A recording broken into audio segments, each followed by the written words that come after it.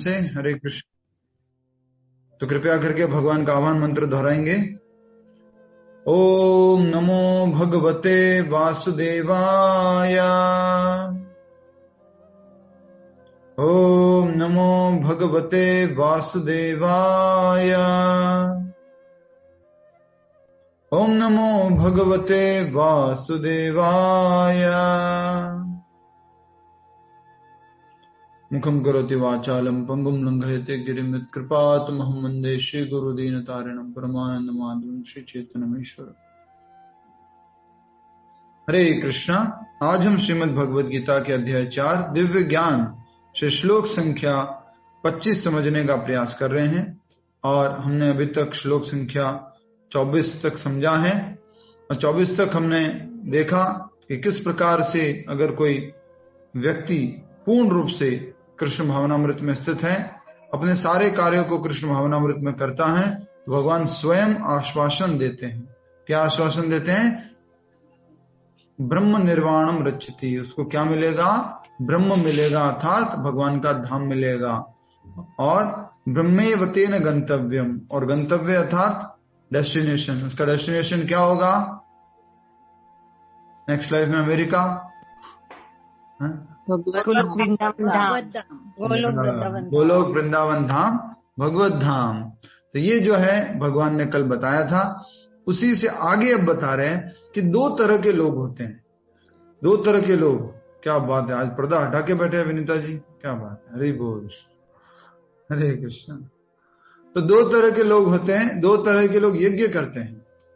एक यज्ञ करते हैं स्वयं के इंद्रिय तृप्ति की इच्छा रखकर, और एक यज्ञ करते हैं भगवान की प्रसन्नता के लिए। तो 2 तरह के व्यक्तियों के बारे में आज बताया जाएगा। तो कृपया करके इस श्लोक को समझने का प्रयास करें। और यज्ञ का अर्थ हम पहले भी समझा चुके हैं। यज्ञ अलग अलग तरह के होते हैं। कौन कौन सा अभी यज्ञ हम कर रहे हैं, वो कौन सा यज्ञ है? बोलिए। और बोल सकते हैं ज्ञान यज्ञ, राइट।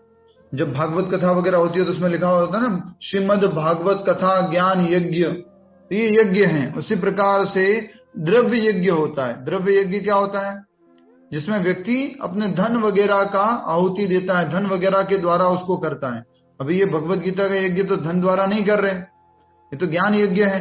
तो उसी प्रकार से कुछ ऐसे यज्ञ होते हैं जिसमें वस्तुओं की आहुति दी जाती है, जैसे कि घी हो गया और कुछ धन संपत्ति हो गई, उसके द्वारा जो यज्ञ किए जाते हैं उसको बोला जाता है द्रव्य यज्ञ। द्रव्य समझते हैं ना आप? साधारण भाषा में बोलते भी हैं लिक्विड। तो एक पहले बोला जाता कैश के लिए लिक्विड बोलते थे। लिक्विड कितना लगेगा और चेक में कितना लगेगा? हरे कृष्ण।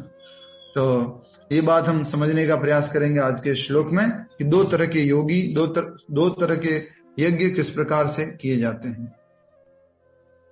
श्लोक दोहराएंगे। श्लोक संख्या 25। दैवमेवापरे यज्ञम् योगिनः पर्युपासते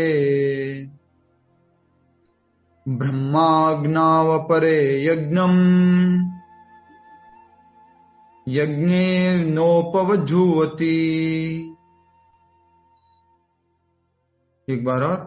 देवमेवापरे यज्ञम् योगिनः पर्युपासते ब्रह्माग्नौ अपरे यज्ञम् यज्ञेन एवापजुह्वति। श्लोक का उच्चारण कीजिए सुरेंद्र मदान माता जी। हरे कृष्णा प्रभु जी। हरे कृष्णा। देवम एव अपरे यज्ञम योगिना पर्योपासते ब्रह्म अग्नो अपरे यज्ञम यज्ञेन एव उपजुह्वति। हरि बोल, बहुत सुंदर। हरे कृष्ण। तो हमने कहा था अब वर्ड टू वर्ड मीनिंग हम पढ़ेंगे, और वर्ड टू वर्ड मीनिंग में क्या करना है, हमें 1 या 2 शब्दों को पकड़ना है। पूरा समझ में नहीं आएगा, पूरा अच्छे से अगर नहीं ले पाएंगे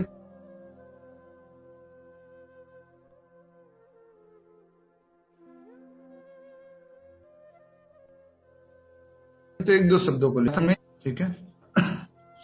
वर्ड टू वर्ड मीनिंग, शब्दार्थ। देवम, देवताओं की पूजा करने में, एव इस प्रकार, अपरे अन्य, यज्ञम यज्ञ को, योगिनः योगी जन, पर्युपासते भली भांति पूजा करते हैं, ब्रह्मा परम सत्य का, अग्नौ अग्नि में, अपरे अन्य, यज्ञम यज्ञ को, यज्ञेन यज्ञ से, एव इस प्रकार, उपजुवती अर्पित करते हैं।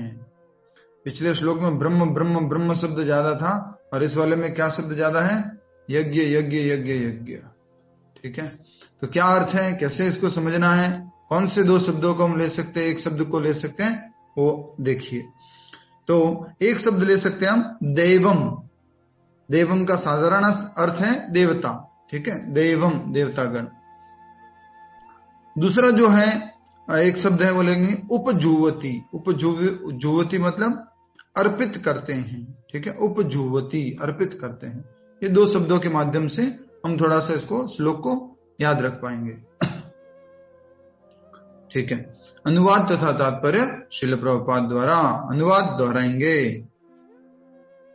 कुछ योगी विभिन्न प्रकार के यज्ञों द्वारा देवताओं की भली भांति पूजा करते हैं। या वीडियो ऑन करके बैठिए सभी लोग। आग्रह निवेदन, नम्र निवेदन, हार्दिक निवेदन, क्लास में वीडियो ऑन करके बैठा करें। कुछ योगी विभिन्न प्रकार के यज्ञों द्वारा देवताओं की भली भांति पूजा करते हैं और कुछ पर ब्रह्म रूपी अग्नि में आहुति डालते हैं। तो सिंपल सी बात है, इस श्लोक में दो तरह के व्यक्तियों के बारे में, दो तरह के योगियों के बारे में कहा गया है। पहला कौन सा है? वो जो देवी देवताओं की पूजा करते हैं, देवी देवताओं की प्रसन्नता के लिए यज्ञ करते हैं। और दूसरे कौन से हैं? दूसरे वो जो है भगवान की प्रसन्नता के लिए करते हैं। ये दो प्रकार के व्यक्तियों के बारे में, दो प्रकार के योगियों के बारे में, दो तरह से यज्ञ किए जाने के बारे में बताया गया। जल्दी से बताइए आप में से, भगवान कृष्ण लीला में भी एक देव यज्ञ हो रहा था, देवताओं की प्रसन्नता के लिए यज्ञ हो रहा था और उसको भगवान कृष्ण ने रुकवा दिया था। यस, इंद्रदेव के लिए जो यज्ञ किया जा रहा था। अब यही बात यहां पर कही गई है, देवम देवम एवा परे यज्ञम। तो देव जो है, देवता हैं, उनकी प्रसन्नता के लिए, उनको खुश करने के लिए भी कई बार क्या किया जाता है? यज्ञ किया जाता है। यज्ञ में क्या करना होता है? यज्ञ का मतलब क्या है, बोलिए? यज्ञ का मतलब आहुति देना। आहुति देना, किसी भी प्रकार की आहुति देना। जैसे कि अभी हम श्रवण की आहुति दे रहे हैं और ज्ञान की आहुति दे रहे हैं, ये सब जो है इसको यज्ञ कहा जाता है। अब कभी कभी ये सारे के सारे, कल हमने जो बात पढ़ी थी, याद कर लीजिए, लास्ट के 3-4 लाइनों में थी। वो क्या थी? समाधि किसको कहते हैं और यज्ञ किसको कहते हैं? बताइए सुमन माता जी, समाधि किसे कहते हैं? कृष्ण भावना में अपने मन को डूबने को समाधि कहते हैं। यस, कृष्ण भावना में निमग्न जो व्यक्ति रहता है, क्या निमग्न रहता है? उसका मन समाधि कहते हैं। और उस स्थिति में जो किया गया कार्य है उसको यज्ञ कहते हैं। ठीक है, बहुत सुंदर। अब कई बार क्या होता है कि लोग अपनी भौतिक लालसा हेतु, याद कीजिए, जल्दी से बताना पड़ेगा, कुछ लोग देवी देवताओं की पूजा करते हैं। क्यों? श्लोक के अनुसार बताना, पहले हम पढ़ चुके हैं। हरे कृष्ण प्रभु जी। यस, बताइए। क्षणिक लाभ के लिए, जो भौतिक लाभ के लिए। यस, सही बताया। श्लोक संख्या बता सकते हैं कहाँ पर हमने ये सब बातें पढ़ी थी? कौन सी पढ़ी थी? कोशिश कीजिए, 4थे अध्याय में था शायद। 4थे अध्याय का 12वां श्लोक में दिया है प्रभु जी। क्या लिखा हुआ है? देवताओं की पूजा सकाम कर्मी में 4थे अध्याय का 12वां श्लोक देख लीजिए जल्दी से, सभी लोग 12वां श्लोक खोल लीजिए। 4थे अध्याय का ही 12वां श्लोक। अभी हम 25वां पढ़ रहे हैं, 12 श्लोक 13 श्लोक पीछे। कांक्षतः कर्मणाम सिद्धिम यजंत इह देवता।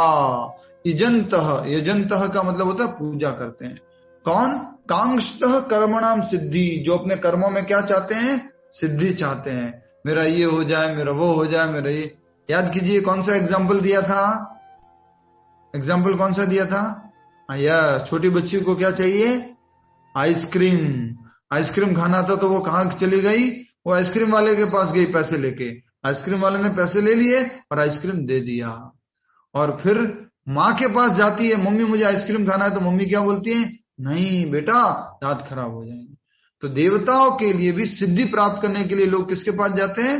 देवताओं के पास जाते हैं, राइट। और कैसी सिद्धि? सकाम कर्म में सफलता। सिद्धि का मतलब और कुछ मत समझिएगा, साधारण है। जो हमारी जो भी काम कर रहे हैं उसमें सफलता के लिए वो देवी देवताओं के पास जाते हैं। तो यही आज के श्लोक में हम समझने वाले हैं। कुछ योगी विभिन्न प्रकार के यज्ञों द्वारा देवताओं की भली भांति पूजा करते हैं। तो देव यज्ञ होते हैं कि नहीं होते? बोलिए कौन से दो चार नाम बोलिए देवताओं के यज्ञ, जो देवी देवताओं के यज्ञ होते हैं, नाम बोलिए दो चार। हरे कृष्णा। दुर्गा चंडी नवरात्रि में चंडी यज्ञ, और बोलिए लक्ष्मी पूजा।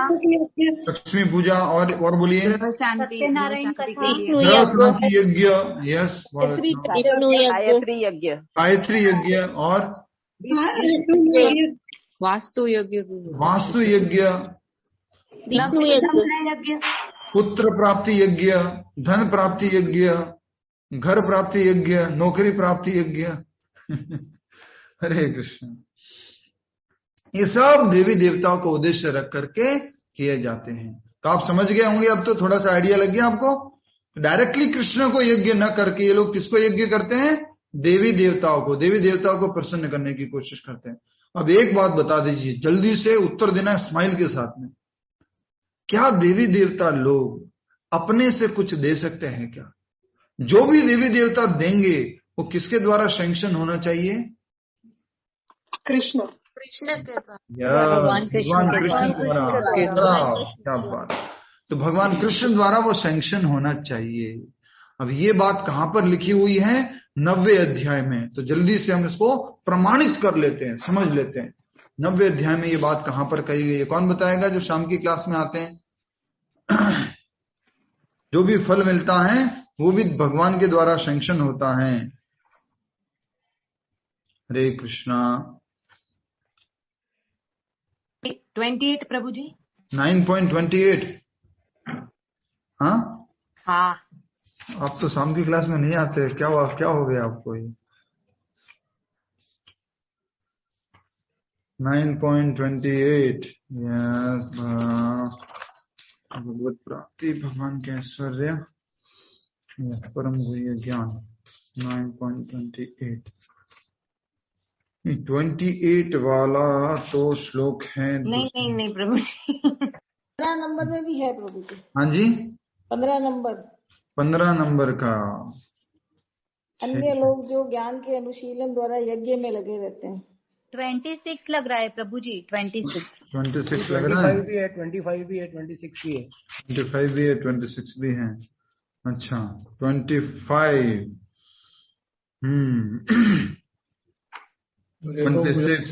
26 जन्म लेंगे। जो पितरों को पूछते हैं पितरों के पास जाएंगे। नहीं, हम ये पूछ रहे हैं कि देवी देवता जो देते हैं वो भी मेरे के द्वारा ही सैंक्शन होती है या इनडायरेक्टली मेरी पूजा है? तो श्लोक संख्या देखिए 23 नंबर का श्लोक देखिए। जो 27 में भी ऐसा ही है। 27 में ऐसा है? नहीं माता जी, ऐसे क्यों मुझे डरा? नहीं, सॉरी प्रभु जी। सॉरी 23 देख लीजिए। 23 करेक्ट। प्रभु जी कथा भक्ति के साथ मुझे शांति शांति शांति शांति शांति। 26 में तो लिखा है कि कोई पत्र पुष्प फल मुझे अर्पण करता है तो मुझे स्वीकार करता हूं। मैं ये कह रहा हूं कि देवी देवताओं की अगर पूजा करते हो वो भी भगवान की पूजा है, लेकिन कैसी पूजा है? वो अविधि पूर्वक है। तो श्लोक संख्या 23 देखिए। 23 में भगवान ने बोला है, हे कुंती पुत्र, जो लोग अन्य देवताओं के भक्त हैं और उनकी श्रद्धा पूर्वक पूजा करते हैं, वास्तव में वे भी मेरी पूजा करते हैं, किंतु वे यह त्रुटिपूर्ण ढंग से करते हैं। समझ में आ भी क्यों? भगवान की ही, देवी देवताओं का भी जो भी कुछ कर रहे हैं अल्टीमेटली वो किसके द्वारा सैंक्शन होगा? भगवान के द्वारा। तो इसलिए हमें समझना होगा, कुछ कम बुद्धि वाले लोग फिर क्या करते हैं? देवी देवताओं का यज्ञ करते हैं। राइट? आइए अब हम इसको समझ लेते हैं। तो दो तरह के यज्ञ बताए गए हैं, पहला देवी देवताओं की प्रसन्नता के लिए, दूसरा भगवान की प्रसन्नता के लिए। परब्रह्म रूपी अग्नि में आहुति डालते हैं, अर्थात परब्रह्म को प्रसन्न करने की कोशिश करते हैं, परब्रह्म के लिए यज्ञ करते हैं। परब्रह्म कौन है? भगवान कृष्ण। बहुत सुंदर, हरि बोल। आपके साथ में सही, सब सही मुझे समझ में आ रहा है, बाकी का तो मुझे मालूम नहीं। ठीक है, बहुत अच्छे से क्लियर हो गया। दो लोगों की बात की गई है। तात्पर्य श्रील प्रभुपाद जी द्वारा, तात्पर्य को आप सभी लोग हमारे साथ साथ पढ़िए। तात्पर्य श्रील प्रभुपाद जी बता रहे हैं, यहाँ पर बहुत ही सुंदर तरीके से समझाया गया है। जैसा कि पहले कहा जा चुका है, जो व्यक्ति कृष्ण भावना भावित होकर अपना कर्म करने में लीन रहता है। माइक कौन है? सुरेंद्र मदन माता जी, माइक म्यूट कीजिए ना प्लीज। Thank you. जैसा कि पहले कहा जा चुका है, जो व्यक्ति कृष्ण भावना भावित होकर अपना कर्म करने में लीन रहता है वह पूर्ण योगी है। किंतु ऐसे भी मनुष्य हैं जो देवताओं की पूजा करने के लिए यज्ञ करते हैं और कुछ परब्रह्म या परमेश्वर के निराकार स्वरूप के लिए यज्ञ करते हैं। तो समझ में आ गया? कुछ लोग तो पूर्ण योगी हैं और कुछ लोग कैसे हैं? अधूरे योगी। अधूरे योगी से क्या मतलब हो गया? वो डायरेक्टली भगवान को प्रसन्न करने के लिए न करके देवी देवताओं की प्रसन्नता करने के लिए करते हैं। और देवी देवताओं को प्रसन्न करके क्या मिलेगा? जल्दी से उनकी कामनाएं पूरी हो जाएगी। इसके लिए हरे कृष्णा, बोले हरे कृष्णा। भगवान के 3 रूप बताइए जल्दी से। भगवान के 3 रूप, परब्रह्म भगवान श्री कृष्ण के 3 रूप कौन कौन से? यस, विनीता जी बताएंगे। बहुत दिनों बाद आए हैं आप, पधारिए, आपका केबीडी में स्वागत है। बताइए भगवान के 3 रूप। निराकार, हाँ, साकार, हाँ,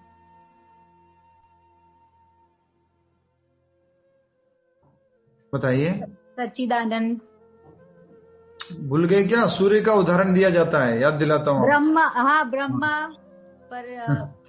परमेश्वर और भगवान। ब्रह्म, परमात्मा और भगवान। ठीक है, जल्दी से अब हम इसको सरल भाषा में समझेंगे, क्योंकि इस श्लोक में 2 ही बातें बताई गई है, फिर हम जल्दी से इसको कवर अप करें।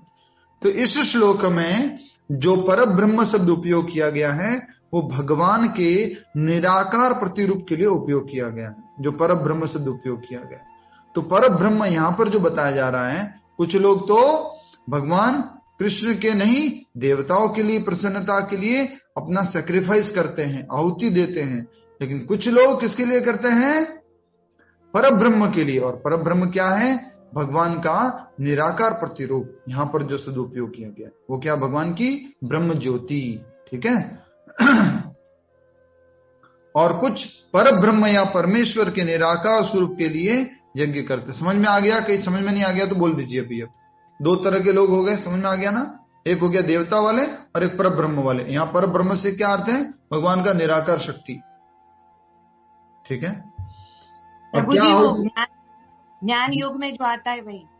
ज्ञान योग में जो आता है, ज्ञानी लोग क्या करते हैं? निराकार परब्रह्म की पूजा करते हैं, अर्थात निराकार परब्रह्म को प्राप्त करने की कोशिश करते हैं। अब देखिए आगे आहुति भी आएगी। आहुति कौन सी है इसमें? इस तरह यज्ञ की अनेक कोटियां हैं। मतलब क्या हो गया? प्रकार हैं यज्ञ के। इस प्रकार से बहुत प्रकार हो गए। अब बताइए एक और आप इसी एग्जाम्पल से समझ करके बताइए कि भाई कुछ लोग आहुति देते हैं देवताओं के लिए, कुछ लोग देते हैं भगवान श्री कृष्ण की निराकार ज्योति के लिए, कुछ लोग परमात्मा के लिए और स्वयं भगवान के लिए, और कुछ लोग और आहुति देते हैं। बताइए। सेक्रीफाइस फॉर प्रभु जी अपने को समर्पित कर देते हैं। हाँ, अपने को समर्पित कर देते हैं। सेक्रीफाइस फॉर आगे यहाँ पर Arjun for family Prabhu ji. Yes, for family and like this one more for love once. Love once, ठीक है, वो भी हो गया। और सैक्रिफाइस फॉर राज्य, सैक्रिफाइस फॉर जाति, सैक्रिफाइस फॉर देश, sacrifice for some political party, ये भी सब सैक्रिफाइस है। करते कि नहीं करते लोग, बोलिए। उनको देवताओं को बोलो नहीं, बिल्कुल नहीं, इंटरेस्टेड नहीं है। भगवान के लिए बोलो बिल्कुल, देश, भारत मेरा देश है, देश के लिए जो किया वही सब कुछ है। इस प्रकार से वो देश के लिए सब कुछ करना चाहते हैं, वो भी एक सैक्रिफाइस है। इसलिए लिखा हुआ है इस तरह यज्ञ की अनेक कोटियां है, अर्थात यज्ञ बहुत प्रकार के हैं। आगे, विभिन्न यज्ञ कर्ता द्वारा संपन्न यज्ञ की ये कोटियां केवल बाह्य वर्गीकरण है। अब समझ जाइए एक और बात जो बोली गई है, ये अलग अलग यज्ञ करता है। कोई क्या करता है राष्ट्र के लिए, कोई समाज के लिए, कोई परिवार के लिए, कोई देवताओं के लिए, कोई भगवान के लिए, जो सेक्रीफाइस करते हैं, आहुति देते हैं, ये बाह्य वर्गीकरण है। बाह्य वर्गीकरण से मतलब क्या हुआ, बोलिए। बाह्य वर्गीकरण, नीतू जी बोलिए, बाह्य वर्गीकरण से क्या मतलब हुआ? बाह्य वर्गीकरण नहीं पता प्रभु जी। अच्छा बताइए, आप बताइए। ऊपरी दिखावा। हाँ, ऊपर ऊपर से वर्गीकरण है। ये क्या है? ऊपर ऊपर से वर्गीकरण है ये। जैसे उदाहरण के लिए बता दें, हम आपको बता दें, जैसे कि हमारे ये खैनी परिवार है, ठीक है, जुड़ा हुआ है, ठीक है, हरे कृष्ण। और इन सब का जो पैसा जो है ना, वो एक जगह इकट्ठा होता है। जस्ट उदाहरण के लिए बोल रहा हूं, सारा का सारा पैसा इनका एक जगह इकट्ठा होता है। अंदर से तो सारा का सारा पैसा जो पिताजी के पास जमा होता है, लेकिन जब मांगना होता है तो ये लोग क्या करते हैं मालूम है? बोलते हैं मेरा अलग फैमिली है, मेरा भाई का अलग फैमिली है, उसका अलग फैमिली है, उसका अलग फैमिली है, सब अलग अलग अलग तरीके से मांगते हैं। पर होता कि अल्टीमेटली कहां पर उपयोग हो रहा है? एक ही जगह पर उपयोग हो रहा है। तो बाहर से दिखाने के लिए क्या बोलते हैं? अलग अलग अलग फैमिली है जी, और अंदर से क्या है? सब एक ही है। अभी भी वो ऐसे बोले, वास्तव में ऐसा ही है। तो ये जो बात थी वो हम समझना चाह रहे थे। कई बार होते हैं मंदिर से प्रभु जी जाते हैं तो लोग क्या देते हैं? एनवेलप देते, लिफाफा देते हैं। ये प्रभु जी को अलग एनवेलप देंगे, उस प्रभु जी को अलग एनवेलप देंगे, इन प्रभु जी को अलग एनवेलप देंगे। तो हम भी कहते हैं ठीक है, बढ़िया है, अलग अलग एनवेलप आएंगे तो बहुत सारा पैसा, एक से डोनेशन ज्यादा आ जाएगा। पर जाता कहाँ है? वो सारे के सारे प्रभु जी के पास आता है। वो मंदिर में एक ही जगह तो जाता है, राइट। तो इसलिए बाहर से दिखाने के लिए तो क्या है, ये अलग प्रभु जी है, ये अलग प्रभु जी है, ये अलग प्रभु जी है, ये अलग प्रभु जी है। पर अल्टीमेटली है कहाँ के प्रभु जी?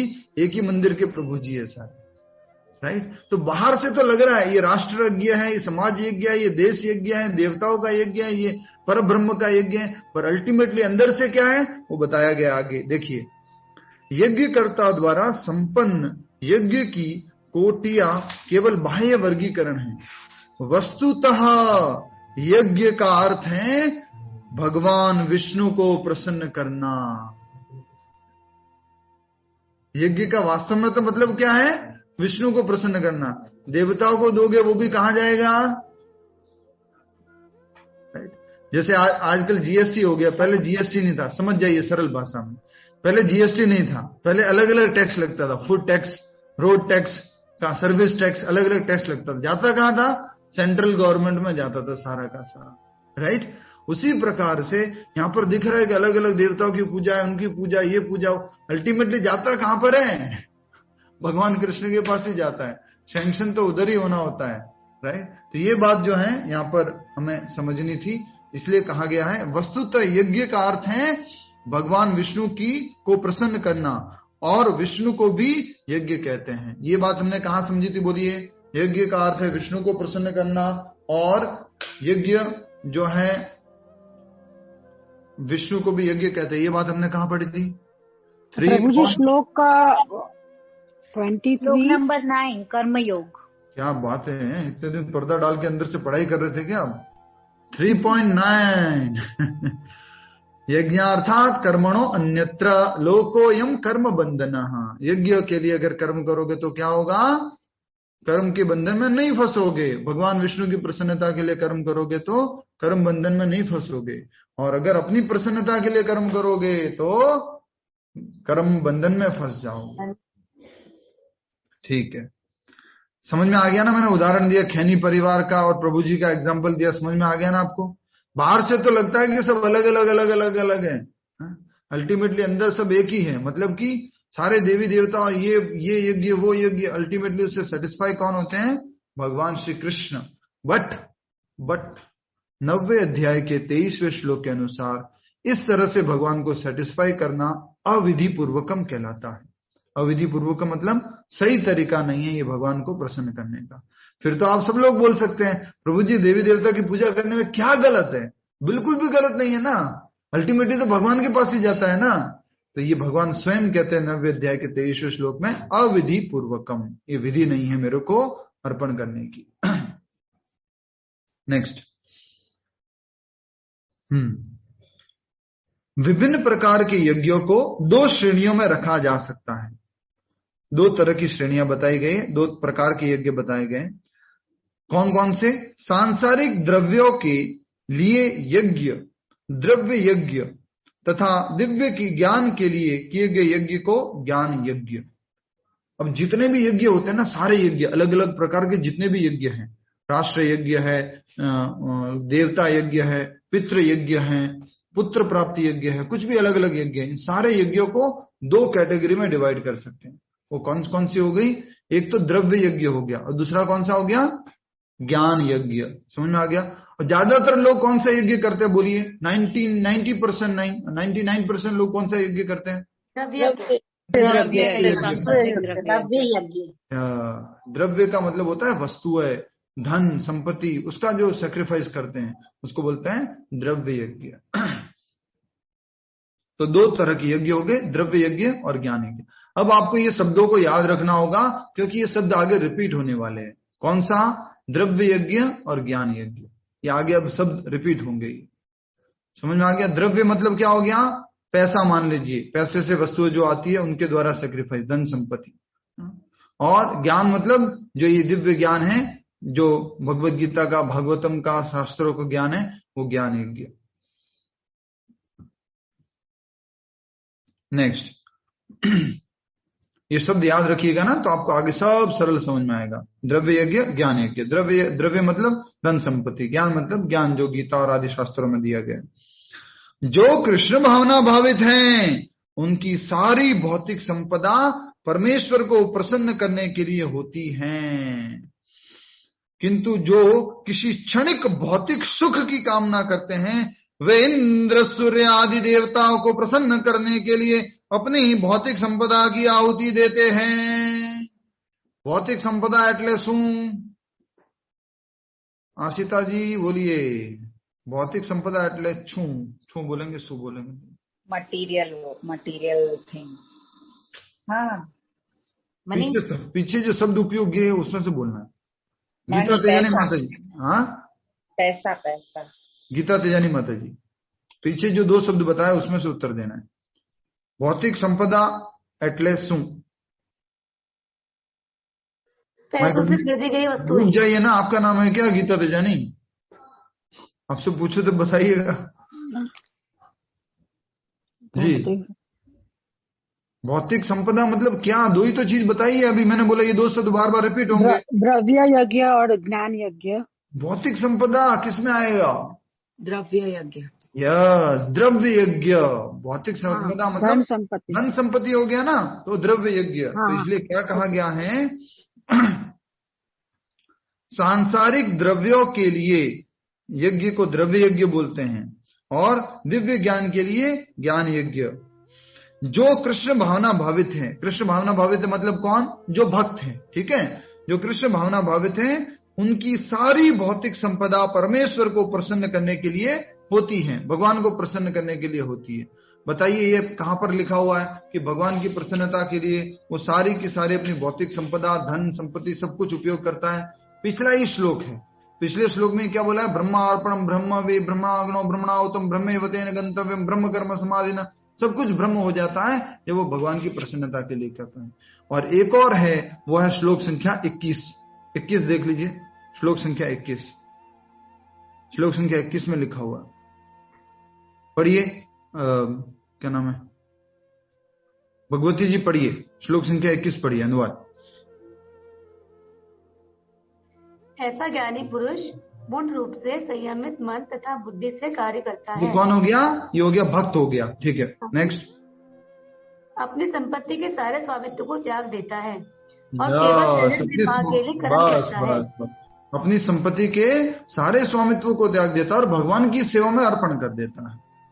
तो यही कहा गया है, कृष्ण भावना भावित उनकी सारी भौतिक संपदा परमेश्वर को प्रसन्न करने के लिए होते हैं। और दूसरा, किंतु जो किसी क्षणिक भौतिक सुख की कामना करते हैं, क्षणिक भौतिक सुख क्या हो गया बोलिए? द्रव्य यज्ञ, क्षणिक भौतिक सुख को क्या बोलेंगे? प्रेयस, प्रेयस, ठीक है, बहुत अच्छा, वेरी नाइस। क्षणिक भौतिक सुख की कामना करने वाले लोग जो हैं, भौतिक सुख सुविधा चाहते हैं, इंद्रिय तृप्ति चाहते हैं, इंद्रिय तृप्ति। तो किंतु जो किसी क्षणिक भौतिक सुख की कामना करते हैं, वे इंद्र, सूर्य आदि देवताओं को प्रसन्न करने के लिए अपनी भौतिक संपदा की आहुति देते हैं। समझ में आया आपको कि नहीं आया? बोलिए।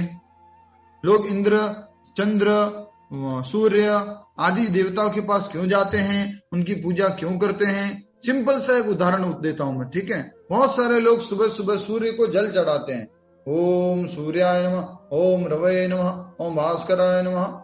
ये सब क्यों करते हैं बोलिए? क्यों करते हैं? धन का लाभ होता है ना प्रभु जी उससे भी। प्रसन्न करने के लिए, सूर्य जी को प्रसन्न करने के लिए, भौतिक सुख की कामना के लिए। ठीक है, तो बहुत सारे उत्तर दिए, सही से उत्तर दिए। भौतिक सुख की कामना करने के लिए तो एक सबसे बड़ा कारण होता है, जो जानता है, लोग जानते हैं, उनको मालूम है कि बस रोग से मुक्त रहेंगे, रोग नहीं होगा शरीर में। तो ऐसे सुख के लिए वो लोग, क्षणिक सुख के लिए या फिर जीवन में कुछ धन संपत्ति, भौतिक आनंद के लिए, भोग के लिए वो सूर्य को जल चढ़ाते हैं। प्रतिदिन कुछ वो लोग इस प्रकार से बहुत सारे कार्य करते हैं। तो मैं किसी की भावना को ठेस नहीं पहुंचाना चाह रहा हूं, आप उसको समझिए। तो कोई लोग देवताओं में जैसे इंद्र, सूर्य, चंद्र आदि देवताओं को प्रसन्न करने के लिए भौतिक संपदा की आहुति देते हैं। भौतिक संपदा की आहुति मतलब क्या हो गया? कौन सा यज्ञ हो गया बोलिए? कौन सा यज्ञ हो गया? द्रव्य यज्ञ, द्रव्य यज्ञ हो गया, ठीक है। तो कृष्ण भावना भावित व्यक्ति तो क्या करता है? पूर्ण रूप से डायरेक्टली कृष्ण को ही समर्पण कर देता है, कृष्ण को ही सब कुछ अर्पण करता है। लेकिन जिनकी इच्छा है इंद्रिय भोग में, जो कुछ चाहते हैं और चाहते हैं और चाहते हैं, एक बात बताइए, बहुत सारे लोग 9.9% लोग जो पुण्य करते हैं, उनकी क्या इच्छा रहती है बोलिए? साफ साफ बताइए। जो पुण्य करते हैं उनकी क्या इच्छा रहती है? जो दान देते हैं, जो पैसा देते हैं, जो ऐसा कुछ गरीबों को बांट देते हैं, क्या इच्छा रहती है उनकी? बोलिए। हम लोग सुखी नहीं, सुख बना रहे भगवान के धाम पहुंचने की, भगवान का धाम पहुंचने के लिए, के लिए, ताकि हम लोग सुखी रहे, हमारे पास कोई मतलब बहुत भगवान ने दिया है तो थोड़ा बांट ले। क्यों? स्वर्ग सुख की, या स्वर्ग सुख की कामना, और भी क्या बोलेंगे? और मल्टीपल होके मुझे मिलेगा, ये दिमाग में रहता है, और मल्टीपल होकर के मुझे मिलेगा। तो इस कारण से ये जो है इस प्रकार की आहुति देते हैं, देवताओं को प्रसन्न करने की कोशिश करते हैं, सैक्रिफाइस करते हैं, और मिलेगा, और मेरे को पुण्य करने से और आगे मैं बढ़ूंगा भौतिक जगत में। इस उद्देश्य से करते हैं। जनरली मैंने बोला, इसलिए बोला 99.9% लोग इसलिए करते हैं पुण्य कार्य। कुछ बहुत रेयर ऐसे लोग होते हैं जो निष्काम पुण्य करते हैं। निष्काम पुण्य क्या होता है बोलिए? निष्काम पुण्य, यस विनीता जी। उन्हें फल की कोई आशा नहीं होती है। उनको आशा नहीं है, मैंने किसी को दान दिया है, कुछ किया, उसको कोई आशा नहीं। तो बहुत सारे लोग अलग अलग क्या करते, भागवत कथा करवाते हैं, और कुछ यज्ञ करवाते हैं, कुछ भोजन करवाते हैं, कन्याओं की शादी करवाते हैं। गुजरात में फेमस है कन्याओं की शादी करवाना, और कुछ हॉस्पिटल खुलवाना, और गरीबों के लिए कुछ एजुकेशन की व्यवस्था करना। ये सब क्या है? द्रव्य यज्ञ का भाग है। और क्यों करते हैं लोग, बोलिए? दिखावे के लिए भी करते हैं ना। तो ये भी क्या हो गया? भौतिक सुख, दिखावा। लोग बोलेंगे वो इतना करते हैं, ऐसा करते हैं, ये भी भौतिक सुख का भाग होता है। ठीक है, अब आ जाते हैं दूसरी ओर। पहला यज्ञ तो कौन सा हो गया? देवताओं के लिए। दूसरा यज्ञ कौन सा था, बोलिए? ज्ञान यज्ञ। ज्ञान यज्ञ भगवान के लिए, भगवान के लिए। ठीक है, जल्दी से 3 कॉलम बना दीजिए, 3 कॉलम बना दीजिए, 3 कॉलम जल्दी से। परमेश्वर स्वयं कृष्ण, परमेश्वर स्वयं कृष्ण। दूसरा, देवी देवता। तीसरा,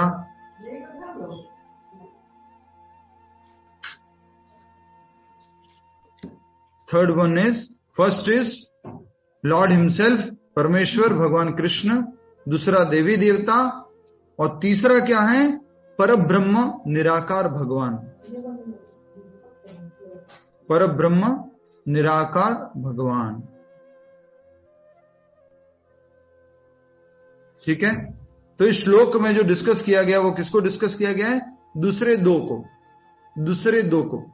पहला तो क्या कर दीजिए आप, उसको ब्लॉक कर दीजिए, 100% क्लिक कर दीजिए, 100% लिख लीजिए उसके ऊपर। पूर्ण रूप से एक भक्त है वो, कृष्ण भावना भावित व्यक्ति है, उसके ऊपर तो लिख लीजिए। उसके कॉलम में तो 100% डिवोटी, 100% भक्त, उसमें तो कुछ बात करने का डिस्कशन ही नहीं रह जाता है। 100% डिवोटी है वो, तो कंप्लीटली जो भी कुछ है उसके पास, द्रव्य है, कुछ भी है, वो सब कुछ भगवान को अर्पण कर देता है। पहला वाला तो ब्लॉक हो गया पूरी तरह से। दूसरे 2 बचे हैं, एक कौन सा? देवताओं वाला, और एक भगवान के निराकार को पूजने वाला, निराकार को करने वाला। तो अब दूसरे, पहले का डिस्कशन हो गया।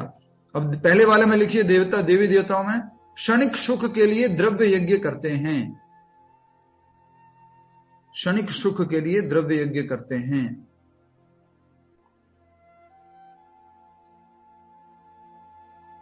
क्षणिक भौतिक सुख के लिए द्रव्य यज्ञ करते हैं। इसमें वो इंद्र, चंद्र, वरुण, गणेश, सूर्य आदि देवताओं को प्रसन्न करते हैं। सभी देवता आ गए। हाँ, देवताओं से समझ जाइएगा, समझ गया तो ठीक है भाई, क्लियर होना चाहिए, फिर ऐसा नहीं।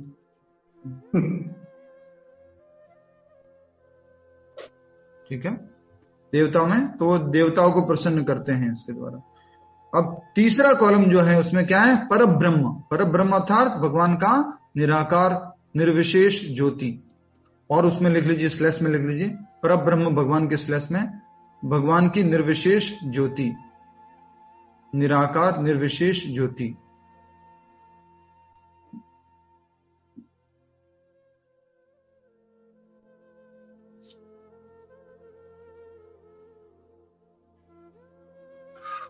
निराकार निर्विशेष ज्योति। ठीक है, अब देखिए, इसके बारे में अभी तक हमने पढ़ा नहीं है, तो आगे दिया जा रहा है। किंतु अन्य लोग, पढ़ लीजिए अब इनके बारे में, थर्ड कॉलम जो बनाया ना हमने, उनके बारे में। सब लोग है हमारे साथ में? चले आगे, हरि बोल। यस प्रभु। ठीक है, किंतु अन्य लोग जो निर्विशेषवादी है, निर्विशेषवादी कौन होते हैं? जो भगवान के निराकार रूप को मानते हैं, ज्ञानी हो गए, वो भगवान के निराकार रूप को मानते हैं। और निराकार रूप वाले को निर्विशेषवादी, निर्विशेष, विशेष का मतलब क्या होता है बोलिए?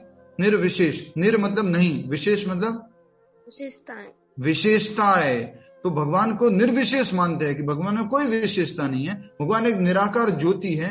तो उन लोगों के लिए बताया गया है, जो लोग निर्विशेषवादी हैं, वे निराकार ब्रह्म में और मैं अपने स्वरूप को स्वाहा कर देते हैं।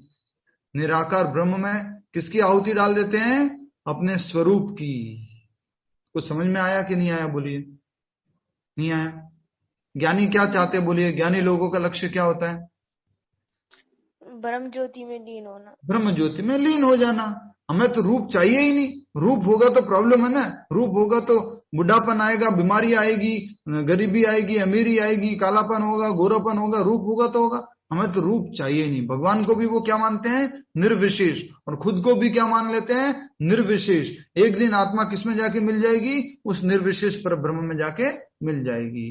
तो ये लोग क्या चाहते हैं? अपने रूप की आहुति दे देते हैं। समझ में आया आपको? हमें रूप नहीं चाहिए। पर वास्तव में अगर मोक्ष मिलता है, गोलोक वृंदावन धाम जाते तो वहां क्या मिलता है? आध्यात्मिक बॉडी, स्पिरिचुअल बॉडी। और उसमें क्या होता है? न तो कभी बीमारियां आती है, न बुढ़ापन आता है, न कभी डेथ आती है, न कभी जन्म होता है। और वो बॉडी भी कैसी होती है? सत, चित और आनंद। जैसी आत्मा वैसी शरीर होती है। समझ में आ गया आपको? अभी हमारी बॉडी कैसी है? असत, अचित और निरानंद।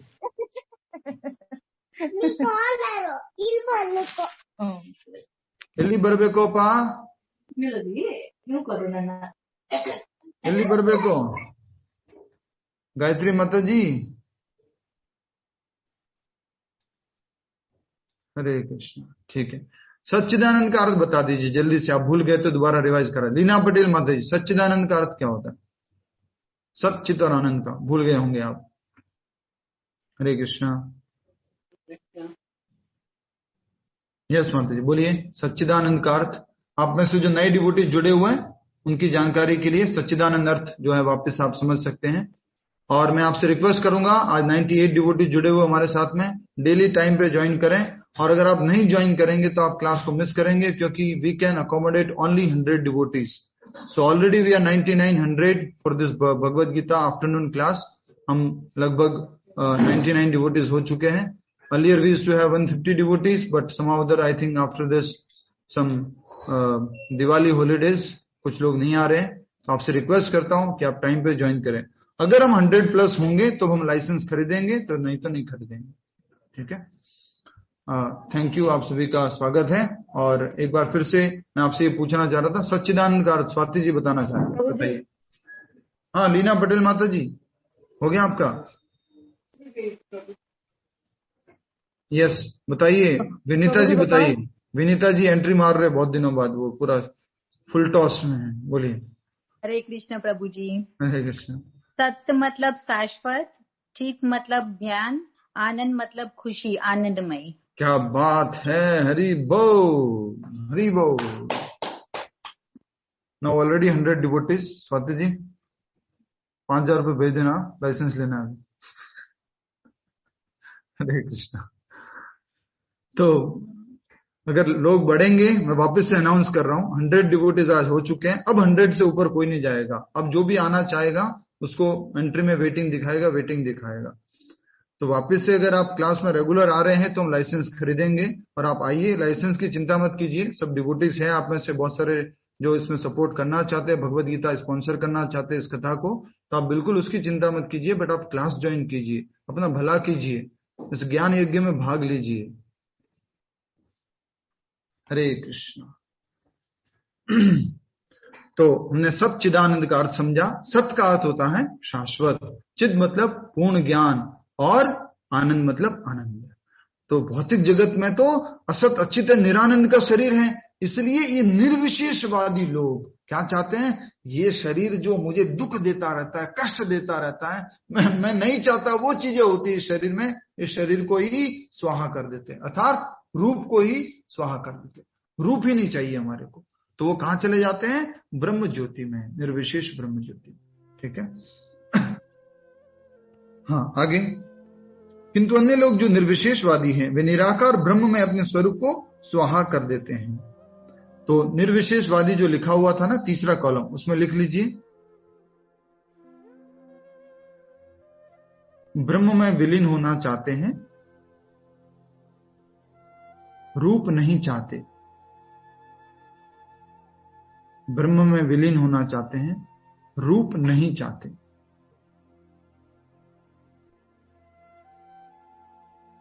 पूनम गर्ग माता जी समझ में आया? रूप नहीं चाहते, ब्रह्म में विलीन होना चाहते हैं। प्रभु जी रूप मतलब बॉडी से वो है, किसी भी तरह का वो रूप स्वीकार नहीं करना चाहते। उनको जब आध्यात्मिक शरीर के बारे में बोला जाता है ना कि ऐसा भी एक बॉडी है जो आध्यात्मिक है, जिसमें बीमारियां नहीं आती है, जिसको बुढ़ा नहीं होता है, हमेशा जवान रहता है और आनंद में रहता है, वो सुनते ही नहीं है इस बात को, क्योंकि वो भगवान को भी निराकार रूप में स्वीकार करते हैं, भगवान को भी निर्विशेष मानते हैं, भगवान को भी वो आकार में नहीं स्वीकार करते हैं। इसलिए वो सोचते हैं कि हम भी जो है निराकार होंगे तो हम भगवान में विलीन हो जाएंगे और हमारा सब कुछ प्रॉब्लम खत्म हो जाएगा, शरीर रहेगा तो कष्ट होंगे, प्रॉब्लम होंगे, इसलिए वो बिल्कुल ही विलीन होना चाहते हैं। समझ में आया? मतलब प्रभु जी उनको आत्मा का ज्ञान ही नहीं होता है, वो ऐसे मानते हैं कि मैं ये शरीर हूँ, वैसा? उनको आत्मा का ज्ञान होता है, लेकिन वो समझते हैं कि आत्मा का रूप नहीं होता, वो ये सोचते हैं। आध्यात्मिक जगत में कोई रूप होता ही नहीं, वो ऐसा सोचते हैं। भगवान का भी कोई रूप नहीं होता, ऐसा कहते हैं वो। तो इसलिए रूप जो है वो चाहते ही नहीं है, तो रूप नामक जो चीज है उसकी वो आहुति दे देते, बोले रूप तो हमें चाहिए ही नहीं, रूप होगा तो प्रॉब्लम है। रूप मतलब भौतिक, रूप होते ही मतलब भौतिक हो जाता है, उनकी वो रूप को भौतिक संज्ञा दे देते हैं। आया माता जी समझ में? नहीं हो तो वापस पूछिए। प्रभु जी वो रीबर्थ में बिलीव नहीं करते, मीन यस, रीबर्थ में बिलीव नहीं करते हैं, क्योंकि वो आत्मा के अस्तित्व को वो सोचते हैं इस जन्म के बाद वो मर्ज हो जाता है, किसमें? ब्रह्मन में विलीन हो जाता है। बहुत सारे लोग ऐसा सोचते हैं कि अंत में ये आत्मा एक निराकार ज्योति में विलीन हो जाती है। टीवी में भी ऐसा दिखाया जाता है कई बार, आत्मा निकली, एक ज्योति निकली और वो दूसरी बड़ी ज्योति में जाके विलीन हो गई। आत्मा कभी भी घुलती नहीं है, हमने समझा था। शिल्पी जी हरे कृष्णा, आत्मा कभी भी घुलती नहीं है। कहाँ समझा था हमने? आत्मा को न जलाया जा सकता है, आत्मा को न ही काटा जा सकता है, न ही आत्मा को घोला जा सकता है, न ही आत्मा को सुखाया जा सकता है। सेकंड चैप्टर में प्रभु जी। यस, नैनम चिंदन्ति शस्त्राणि नैनम दहति पावकः न चैनम क्लद्यन्ते आपो नैनम शोषयति मारुतः। और हमने इस प्रिंसिपल को कहाँ समझा था? बोलिए। आत्मा जो है व्यष्टि है और शाश्वत है, आत्मा इंडिविजुअल है और इटर्नल है। ये कहाँ पढ़ा था? बोलिए। ये भगवान की पहली शिक्षा है, सबसे पहली शिक्षा यही है भगवान की। दूसरे अध्याय में तो दूसरे अध्याय का कौन सा श्लोक था? 12वां श्लोक। 12वां श्लोक में भगवान क्या बोलते हैं? ऐसा कभी नहीं हुआ मैं न रहा हूं, तुम न रहे हो, ये राजा न रहे हो। तो भगवान ये कहना चाहते हैं कि तुम भी हमेशा से हो, मैं भी हमेशा से हूं, ये राजा लोग भी हमेशा से। मतलब कि आत्मा क्या है? व्यष्टि, इंडिविजुअल, और आत्मा क्या है? शाश्वत। इसी बात को भगवान ने 4th चैप्टर में फिर से दोहराया था, जब अर्जुन ने पूछा था कृष्णा आप बोल रहे हो कि आपने इस ज्ञान को सूर्यदेव को दे दिया, एक बात बताओ, सूर्यदेव तो बहुत पुराने हैं, तो सूर्यदेव को कैसे ज्ञान दे दिया? तो भगवान बोलते अर्जुन बहुनी में व्यतीतानि जन्मानि तव च अर्जुना, मेरे और तुम्हारे बहुत सारे जन्म हो चुके हैं, मुझे याद है लेकिन तुम्हें याद नहीं है। तो फिर से बताया कि आत्मा क्या है? अविनाशी है, शाश्वत है और व्यष्टि है, इंडिविजुअल है। ठीक है, आत्मा कभी घुलती नहीं है। और आत्मा अगर ब्रह्म ज्योति में विलीन होती है तो कैसे विलीन होती है, इसका उत्तर देंगे हमारे बीच में उपस्थित अगर स्वीटी माता जी है तो। स्वीटी माता जी, साधना माता जी, अगर आप हैं? नहीं है? यस, बोलिए। हाँ जी प्रभु जी, सॉरी, आप वंस अगेन बोलेंगे। अगर ब्रह्म में विलीन हो जाने के बराबर बोला गया कि आत्मा ब्रह्म में विलीन हो जाती है, तो किस प्रकार से विलीन होती है? बोलिए। आत्मा ब्रह्म में विलीन हो जाती है, किस प्रकार से विलीन होती है? माता जी सही बताया आपने। बोलते हैं क्या? हाँ, इसे मोक्ष कहते हैं क्या? मोक्ष तो कहते हैं। स्वीटी माता जी, नहीं आ रहा उत्तर? नहीं प्रभु जी। ऐसे कैसे काम चलेगा माता जी? इतना क्लियर हुआ था आपको उस दिन, आप इतना स्माइल कर रहे थे, मतलब कैमरा ऑफ था आपका तो भी मैं देख पा रहा था, आप इतना खुश थे उस दिन। जिस प्रकार से सूर्य की रोशनी में कण दिखाई देते हैं, याद आया स्वीटी माता जी? हाँ जी प्रभु, यस। सूर्य की जो धूप आती है, धूप में क्या दिखाई देते हैं? पार्टिकल्स। ऐसा थोड़ी ना होता है कोई एक पार्टिकल आया फिर उस पार्टिकल उस सूर्य की रोशनी में मिक्स हो गया। पार्टिकल हमेशा बने रहते हैं। उसी प्रकार से ब्रह्म ज्योति में भी आत्मा बनी रहती है, मिलती नहीं है। इंडिविजुअलिटी रहती ही रहती है, इंडिविजुअलिटी खत्म नहीं होती है। आप अलग रहते ही रहते हो, हम आत्मा अलग ही रहते हैं, कभी मर्ज नहीं होते हैं। हमारा अस्तित्व खत्म नहीं हो जाता है, हमेशा हम वो पार्टिकल, हम आत्मा हमेशा बने रहते हैं। अभी क्यों समझ में? प्रभु जी एक क्वेश्चन हो रहा है, आपने बताया था कि आत्मा का कार्य कुछ ना कुछ करना, तो वो वहां पे क्या करती है? वहां पे कुछ नहीं कर पाती, इसलिए उसका क्या हो जाता है, फॉल डाउन हो जाता है। इसलिए निराकार जो लिबरेशन है, निराकार मुक्ति है, निर्विशेषवादी मुक्ति है, वो सही मुक्ति नहीं है। इसलिए वो वापस आते हैं इस दुनिया में और फिर वो शुद्ध भक्ति करके भगवत धाम जाते हैं और वहां पर क्या करते हैं, वो भगवान को आनंद देते हैं, भगवान की सेवा करते हैं। क्या प्रश्न पूछा? वाह, हरि बोल। प्रभु जी लेकिन ये तो उनका बिलीव गलत हो गया ना। तो गलत अभी डिस्कशन बाद में करेंगे। देखिए समय हो चुका है ना, 5-6 मिनट और। प्रश्न पूछिएगा आगे। हरे कृष्णा। तो समझ में आ गया, निर्विशेषवादी लोग हैं वो रूप ही नहीं चाहते हैं, पर ब्रह्म के यज्ञ करते हैं। पर ब्रह्म के लिए कौन सा यज्ञ करते हैं बोलिए? अब आ जाएगा आपको समझ में पूरी तरह से। रूप का यज्ञ। पर ब्रह्म के लिए कौन सा यज्ञ करते हैं? ज्ञान यज्ञ, निराकार लैडर याद कीजिए ना, योगा लैडर। ज्ञान यज्ञ से क्या मिलता है? निराकार ब्रह्म ज्योति। तो जो आपने पहले देखा देवताओं के लिए यज्ञ किया गया, वो कौन सा था? द्रव्य यज्ञ। पर ब्रह्म के लिए जो यज्ञ किया जा रहा है, निर्विशेष यज्ञ, वो के लिए कौन सा यज्ञ हो गया? ज्ञान यज्ञ। इसलिए मैंने बोला, अब कंपेयर करके बोलिए, कितने लोग ज्ञान यज्ञ करते और कितने लोग द्रव्य यज्ञ करते हैं? बहुत कम लोग होते हैं जो भगवान की तरफ मुड़ते हैं। भगवान के भले निराकार रूप की तरफ भी मुड़ते हो, लेकिन वो भी कितने लोग हैं? बहुत कम लोग हैं। राइट। हरे कृष्ण। नेक्स्ट, देवता गण म्यूट कर दीजिए स्वाति जी। देवता गण ऐसी शक्तिमान जीवात्माएं हैं। कौन रह गया भैया? शकुंतला माता जी म्यूट कर दीजिए, शकुंतला माता जी। देवता गण ऐसी शक्तिमान जीवात्मा हैं जिन्हें ब्रह्मांड को उष्मा प्रदान करने, जल देने तथा प्रकाशित करने जैसे भौतिक कार्यों की देखरेख के लिए परमेश्वर ने नियुक्त किया है। अब शब्द को पकड़िए जल्दी से। देवताएं ऐसी शक्तिमान क्या है बोलिए? क्या है? जीवात्माएं। देवता भी क्या है? जीव है, लेकिन कैसे जीव है? शक्तिशाली जीव। उनको भगवान ने अपॉइंट कर रखा है। किसके लिए? सूर्य रूपी प्रकाश देने में, जल देने में, हवा देने में। इसके लिए भगवान ने अपॉइंट कर रखा है। समझ में आवेगी देवता कौन है? शक्तिशाली जीवात्मा है। देवता क्या है? अब बताइए जल्दी से, देवता क्या है? 4 इंग्लिश के 4 लेटर्स में उत्तर देना है और पी से शुरू होता है। देवता क्या है? पी से शुरू होता है। पोस्ट प्रभु जी। हाँ, आपको सबसे पीछे रखा है हमने, आप वो क्लास के टॉपर है बस। हम तो उत्तर देते ही रहते हैं। शाम की क्लास वाले थोड़ा धीरज रखिए। देवता क्या है? सभी लोग बोलिए। पोस्ट है। देवता पोस्ट है। उस पोस्ट पे कौन बैठेगा? जिसको अपना अपना कार्य सौंपा गया है। नहीं, जो क्वालिफाइड है, जो शक्तिशाली है, पोस्ट पे कौन बैठता है? जो क्वालिफाइड होता है वो बैठेगा ना। जो भगवान के द्वारा अपॉइंट किया गया उसकी क्वालिफिकेशन को देख करके। 12 से याद दिला देता हूँ जल्दी से। अभी के जो सूर्य है उनका नाम क्या है? उस पोस्ट पे बैठे उनका नाम विवस्वान। अभी जो इंद्र है उनका नाम क्या है? पुरंदर।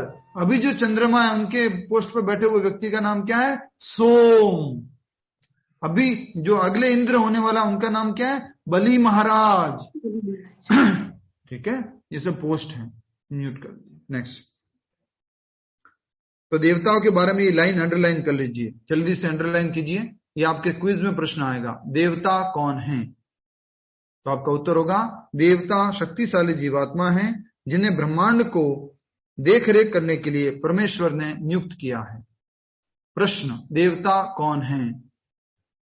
उत्तर, देवता शक्तिशाली जीवात्मा हैं और भगवान ने उनको ब्रह्मांड की देख रेख करने के लिए नियुक्त किया है।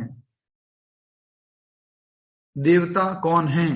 देवता शक्तिशाली जीवात्माएं हैं और भगवान ने उनको ब्रह्मांड की देख रेख करने के लिए नियुक्त किया है। ठीक है, मैंने 3 बार 4 बार बोल लिया है, लिख लिया होगा आपने। एक और साइड में लिख लीजिए स्लैश करके, देवता एक उपाधि का नाम है। देवता उपाधि हैं। पोस्ट, इंग्लिश में पोस्ट लिख दीजिएगा। देवता उपाधि हैं, पोस्ट। कब चेंज होती है पोस्ट, कोई बता सकता है? देवता कब चेंज होता है जनरली? ये कोई भी उत्तर दे सकता है। यज्ञ करने से प्रभु जी ज्यादा।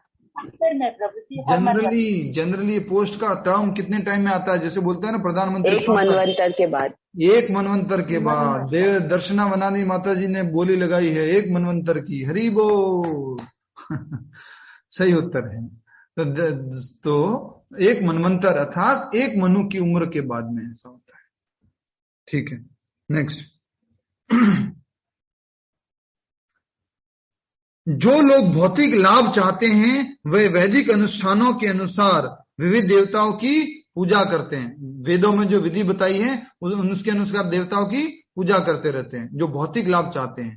ये तो हम पहले भी समझ चुके, आपको याद है ना? देवताओं के पास कौन जाता है? जिनको क्या चाहिए? भौतिक लाभ, क्षणिक सुख चाहिए, इमीडिएट हैप्पीनेस चाहिए, वो देवताओं के पास जाते हैं। आइसक्रीम खानी है जिनको, वो देवताओं के पास जाते हैं।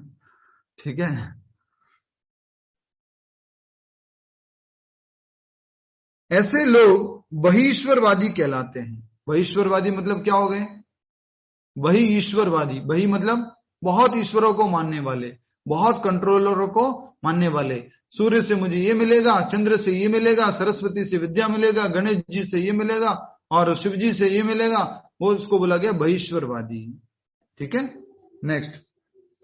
किंतु जो लोग परम सत्य के निर्गुण स्वरूप की पूजा करते हैं और देवताओं के स्वरूपों को अनित्य मानते हैं, वे ब्रह्म की अग्नि में अपने आप की ही आहुति देते हैं।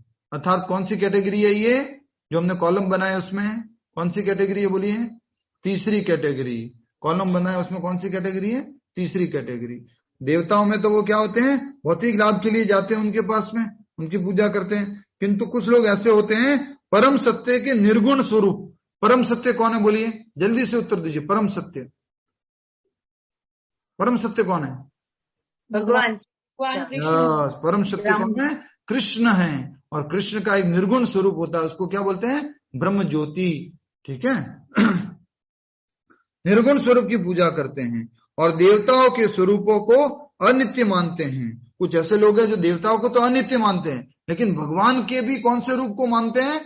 निराकार रूप को मानते हैं, ओरिजिनल भगवान रूप को नहीं मानते। वे ब्रह्म की अग्नि में अपने आप की ही आहुति देते, अर्थात रूप को स्वीकार नहीं करते, रूप को खत्म करना चाहते हैं और इस प्रकार ब्रह्म के अस्तित्व में अपने अस्तित्व को समाप्त कर देते हैं। सोचते हैं मैं भी ज्योति हूं, ब्रह्म भी ज्योति है, उसमें हमारा अस्तित्व क्या हो जाएगा? समाप्त। आत्मा का अस्तित्व कभी समाप्त होता है? यस और नो बोलना नहीं है, यस और नो। आत्मा का अस्तित्व कभी समाप्त नहीं होता, ये याद रखना। ये जो कहा जाता है ना मिल जाएगा, ब्रह्म भगवान में मिल जाएंगे, मुक्ति हो जाएगी, कभी नहीं मिलता है। आत्मा का अस्तित्व कभी समाप्त नहीं होता है। अगली 4 लाइनें और है, ध्यान पूर्वक देख लीजिए। हरे कृष्णा। ऐसे निर्विशेषवादी परमेश्वर की दिव्य प्रकृति को समझने के लिए दार्शनिक चिंतन में अपना सारा समय लगाते हैं। निर्विशेषवादी कौन सा यज्ञ करते बोलिए? दर्शना वनानी माता जी, निर्विशेषवादी कौन सा यज्ञ करते हैं? दूसरी कैटेगरी के लोग। गीता तेजानी माता जी, यस बोलिए। ज्ञान यज्ञ। ज्ञान यज्ञ। तो इसलिए क्या बोला गया देखिए, निर्विशेषवादी परमेश्वर की दिव्य प्रकृति को समझने के लिए दार्शनिक चिंतन, फिलोसॉफिकल स्पेकुलेशन करते हैं। तो ये कौन सा यज्ञ हो गया? अपना माइंड का एनर्जी डाल देते हैं, पूरा सोचते रहते हैं। तो ये कौन सा यज्ञ हो गया? ज्ञान यज्ञ। ज्ञान यज्ञ। तो ये दूसरी जो तीसरी नंबर की जो कैटेगरी पढ़ रहे हैं उनकी बात कही जा रही है। तो ये ज्ञान यज्ञ में अपना समय लगाते हैं। दूसरे शब्दों में सकाम कर्मी भौतिक सुख के लिए अपनी भौतिक संपत्ति का यजन करते हैं। वापस से आइए, द्रव्य यज्ञ, देवताओं के लिए द्रव्य यज्ञ में क्या करते थे बोलिए? धन संपत्ति की आहुति। तो देखिए यहाँ पर उसी कैटेगरी के पहले जो सेकंड कैटेगरी है ना, उसके लिए बोला गया है। पहली कैटेगरी को अगर आप क्लोज कर देते हैं तो ये वाली पहली कैटेगरी है, देवताओं वाली कैटेगरी। उसमें क्या है? दूसरे शब्दों में सकाम कर्मी भौतिक सुख के लिए अपनी भौतिक संपत्ति का यजन करते हैं। भौतिक सुख के लिए क्या करते हैं? भौतिक संपत्ति डालते हैं। समझ में आया आपको? तो द्रव्य यज्ञ करते हैं। किंतु निर्विशेषवादी परब्रह्म में लीन होने के लिए अपनी भौतिक उपाधियों का यजन करते हैं। निर्विशेषवादी क्या करते हैं? मैं पुरुष में, स्त्री में, आदमी में, औरत में, और भी जो उपाधियां हैं अर्थात शरीर से संबंधित उपाधियां हैं, वो सोचते हैं कि हम शरीर तो होना ही नहीं है, आकार तो स्वीकार करना ही नहीं है, तो उनका स्वाहा कर देते हैं। नेक्स्ट, उनका आहुति देते हैं। निर्विशेषवादी के लिए यज्ञाग्नि ही पर ब्रह्म है, जिसमें आत्म स्वरूप का विलय की आहुति होती है। एक ही बात को अलग अलग शब्दों में बोला जा रहा है। नैना पटेल माता जी समझ रहे हैं? ध्यान कहीं और चला गया है। एक ही बात को अलग अलग तरीके से कहा जाता है। निर्विशेषवादी लोग क्या होते हैं? अपने स्वरूप को स्वाहा कर देते हैं। भावना गुप्ता माता जी समझ में आ रहा है? निर्विशेषवादी रूप नहीं चाहते हैं। जी प्रभु जी। ठीक है, तो क्या लिखा है? निर्विशेषवादी के लिए यज्ञ की अग्नि ही पर ब्रह्म है, जिसमें आत्म स्वरूप का ही विलय की आहुति है। किंतु अर्जुन जैसा, अब ये आ गई वापस पहली कैटेगरी। सबसे पहली कैटेगरी कौन सी थी? 100% वाली, सबसे पहली कैटेगरी। किंतु अर्जुन जैसा कृष्ण भावना भावित व्यक्ति कृष्ण को प्रसन्न करने के लिए सर्वस्व अर्पित कर देता है। इस तरह उसकी सारी भौतिक संपत्ति के साथ साथ आत्म रूप भी कृष्ण के लिए अर्पित हो जाता है। वह परम योगी है, किंतु उसका पृथक स्वरूप नष्ट नहीं होता। जय जय श्री राधे श्याम। इसमें भी लिखा हुआ है, क्या लिखा हुआ है? आत्म स्वरूप कृष्ण के लिए अर्पित हो जाता है। लेकिन लास्ट में क्या लिखा है? किंतु पृथक स्वरूप नष्ट नहीं होता। स्वाति जी कहां पर गए? गाड़ी में बैठ गए क्या? हरे कृष्ण। समझ में आ गया आपको? हरि बोल, हरे कृष्णा। गीता तेजानी माता जी, दर्शना वननी माता जी, स्वीटी माता जी, गायत्री माता जी, मिश्रिका माता जी, आशा गुप्ता माता जी। जी प्रभु जी। समझ में आ गया ना? प्रभु जी। जी प्रभु जी। क्या फर्क हो गया? वो भी विलीन होता है, वो भी विलीन होने की बात करता है। उसका वो सोचता है मेरा अस्तित्व समाप्त हो जाएगा ब्रह्म ज्योति में। लेकिन यहाँ पर साथ साथ बोला गया है फर्स्ट कैटेगरी के लोगों के बारे में। फर्स्ट कैटेगरी जो 100% वाले थे, वो क्या थे? किंतु अर्जुन जैसा कृष्ण भावना भावित व्यक्ति कृष्ण को प्रसन्न करने के लिए सर्वस्व अर्पित कर देता है। सर्वस्व अर्पण करता हूं हे भगवान, तो सर्व कुछ भगवान की प्रसन्नता के लिए अर्पण करता है। इस तरह उसकी सारी भौतिक संपत्ति के साथ साथ आत्म स्वरूप भी कृष्ण के लिए अर्पित हो जाता है। सब कुछ भगवान में अर्पण हो जाता है। वह परम योगी है। तब लिख लीजिए 100% वाले के लिए लिख लीजिए परम योगी, 100% योगी।